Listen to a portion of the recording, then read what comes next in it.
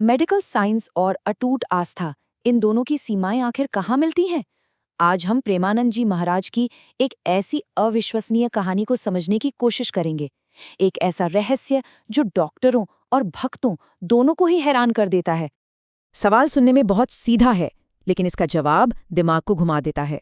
सोचिए, कोई ऐसा इंसान जिसकी दोनों किडनियां पूरी तरह से काम करना बंद कर चुकी हों, वो 13 साल से भी ज्यादा समय तक कैसे जिंदा रह सकता है? ये एक ऐसी पहेली है जो मेडिकल साइंस के लिए भी एक बहुत बड़ा सवाल है। देखिए, ये कोई आम मेडिकल केस नहीं है। ये एक ऐसा दावा है जो हमारे विश्वास और तर्क दोनों को ही चुनौती देता है। तो चलिए, सबसे पहले ये समझते हैं कि ये कहानी इतनी असाधारण है क्यों। ये है प्रेमानंद जी महाराज, वृंदावन की पवित्र धरती पर रहने वाले एक संत जिनकी ख्याति दूर दूर तक फैली हुई है। लेकिन उनकी आध्यात्मिक यात्रा के साथ साथ एक बहुत बड़ी शारीरिक चुनौती भी जुड़ी हुई है। जी हाँ, 13 साल, एक दशक से भी ज्यादा का समय। ये कोई छोटा मोटा वक्त नहीं है, खासकर तब जब किसी इंसान की दोनों किडनियां बिल्कुल काम ना कर रही हों। सच कहूं तो मेडिकल की दुनिया में यह आंकड़ा किसी चमत्कार से कम नहीं है। तो सवाल उठता है, ये सब आखिर मुमकिन कैसे हुआ? इस अविश्वसनीय कहानी के पीछे का विज्ञान क्या है? चलिए सबसे पहले इसके मेडिकल एंगल से इसे समझते हैं। तो सबसे पहले ये समझना जरूरी है कि आखिर किडनी फेलियर होता क्या है। बिल्कुल आसान भाषा में कहें तो ये वो हालत है जब शरीर का जो अपना फिल्टरिंग सिस्टम होता है ना, यानी हमारी किडनियां, वो खून साफ करने का अपना सबसे जरूरी काम करना बंद कर देती हैं। अब अगर शरीर का नेचुरल फिल्टर ही काम करना बंद कर दे, तो जिंदगी कैसे चलेगी? इसका जवाब छिपा है मॉडर्न मेडिकल साइंस के एक चमत्कार में, जिसका नाम है डायलिसिस। अब ये डायलिसिस काम कैसे करता है? समझ लीजिए कि ये एक बाहरी आर्टिफिशियल किडनी की तरह है। ये मशीन शरीर से खून लेती है, उसे एक खास फिल्टर से साफ करती है और फिर उस साफ खून को वापस शरीर में भेज देती है। ये एक मुश्किल प्रक्रिया है, लेकिन यही जिंदगी बचाती है। लेकिन कहानी सिर्फ मेडिकल साइंस पर खत्म नहीं होती।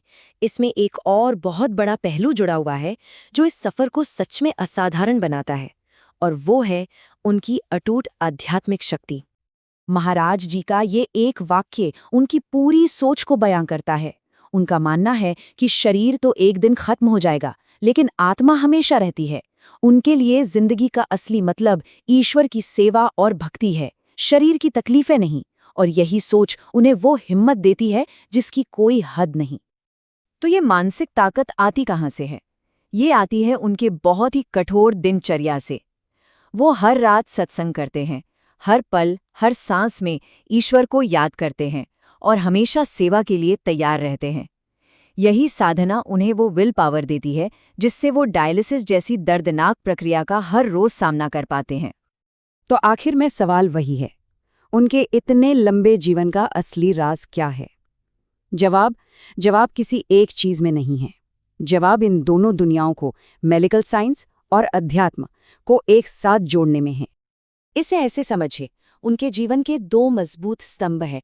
एक तरफ है शरीर की सबसे बड़ी चुनौती, पूरी तरह से फेल हो चुकी किडनियां, हर रोज होने वाला दर्दनाक डायलिसिस, और दूसरी तरफ है उनकी बेमिसाल आध्यात्मिक शक्ति, उनकी अटूट आस्था जो उन्हें इस दर्द को पार करने और हर दिन जीने की वजह देती है।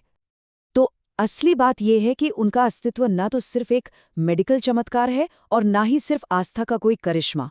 ये असल में आधुनिक विज्ञान और गहरी आध्यात्मिक शक्ति का एक बहुत ही दुर्लभ और शक्तिशाली मेल है, जहां एक दूसरे को ताकत देता है।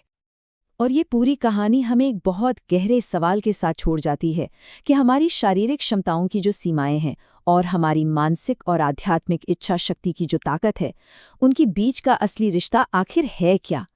ये एक ऐसा सवाल है जिसका जवाब शायद विज्ञान और अध्यात्म दोनों मिलकर ही ढूंढ सकते हैं।